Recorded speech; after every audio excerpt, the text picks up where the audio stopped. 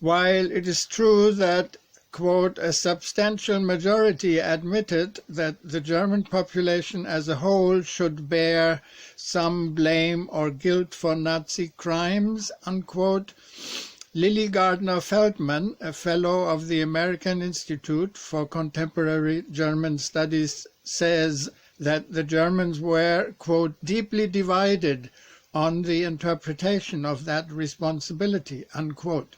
In fact, surveys revealed that there was, quote, a persistent negative perception of Jews, unquote, and, quote, 1/3 of those surveyed clung to the belief of the inferiority of Jews and the justice of discrimination, and 83% believed that Germany's crimes were on the same level as those of other nations, unquote. So denazification did not work very well, and after the war, due to the overall failure of denazification, soon several small right-wing parties appeared. In 1946, the Deutsche Rechtspartei was founded, and in 1950 succeeded by the Deutsche Reichspartei. Other new far-right parties were the Socialist Reich Party, founded in 1949, but banned in 1952, and the German Social Union, which existed from 1956 to 1962. However, until the foundation of the National Democratic Party of Germany, Nationaldemokratische Partei Deutschland, NPD, in 1964, they did not exert very much influence. The German people had other problems. However, repeated attempts by the government to ban the NPD failed. Strangely, matters deteriorated after German reunification, with a new nationalism coming to the fore. In 1991, there were 849 hate crimes. Neo-Nazis attacked several accommodations set up for refugees and migrant workers in a number of towns, and in 1992, riots broke out. Neo-Nazis murdered 3 Turkish girls in 1992 in an arson attack, etc., etc. The list goes on.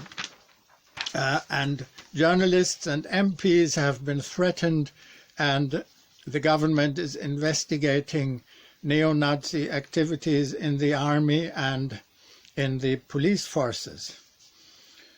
A question that must be asked is whether international right-wing organizations would survive without the existence of the German fascist and Nazi movements.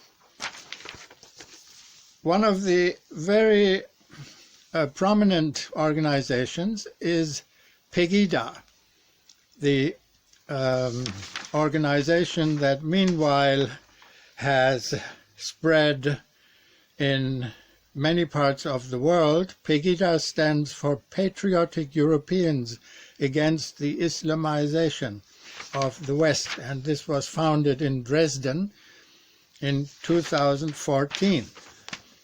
It has been said that an informal alliance has been formed between the Alternative for Germany Party, AfD, and Pegida. The Alternative for Germany Party in the elections in 2017 became the 3rd largest party in the world. And it is a fact that right-wing extremists create networks internationally, more and more. What is disturbing is that the political parties which have done well in creating a positive image of Germany, the Christian Democrats and of course the Social Democrats with personalities like Willy Brandt and others, have failed to motivate the German population, especially the young people, for the goals which are inscribed in our constitution, that is, serving the peace of the world, as it states in the preamble, and creating a United Nations system of collective security, as our Article 24 prescribes, and submitting to the compulsory jurisdiction of the International Court, which Germany should have done right away in 1949 when our constitution went into effect. So this pivotal event, the Hague Peace Conference, still has an important role, and it is a past that still Germany has not apologized for. Germany has not made up for its past. It has not admitted to it, and it has especially not done anything to implement the peace provisions in the 1949 Constitution. So young people are not motivated toward getting engaged in strengthening the United Nations or demonstrating for a stronger United Nations. German pacifists even are against war, but they don't have any concept of what they are for. So people are motivated by those right-wing organizations and parties, etc., which gives them a perspective of being prominent and good citizens, but not in the direction of international cooperation or participating in creating an international peace based on justice and order. So this aspect of a failure of the political parties to motivate the young people on principles that are laid down in the German constitution is part of the problem. There's no need to go further into any details of what is happening.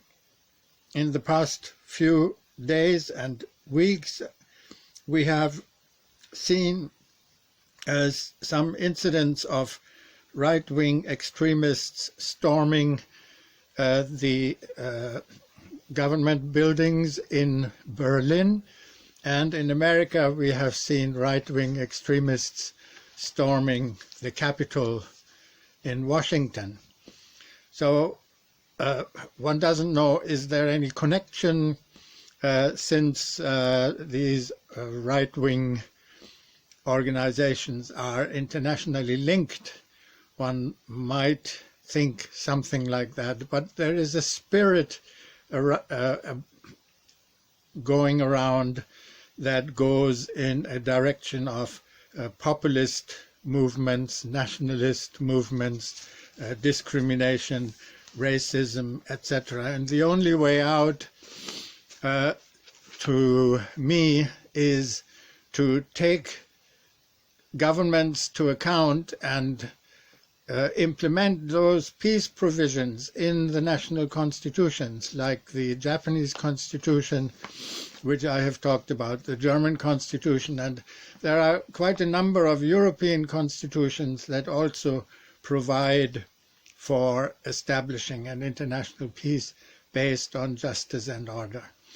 I want to thank the organizers for having given me the opportunity to talk on this important topic, and I hope that we will get support for strengthening the United Nations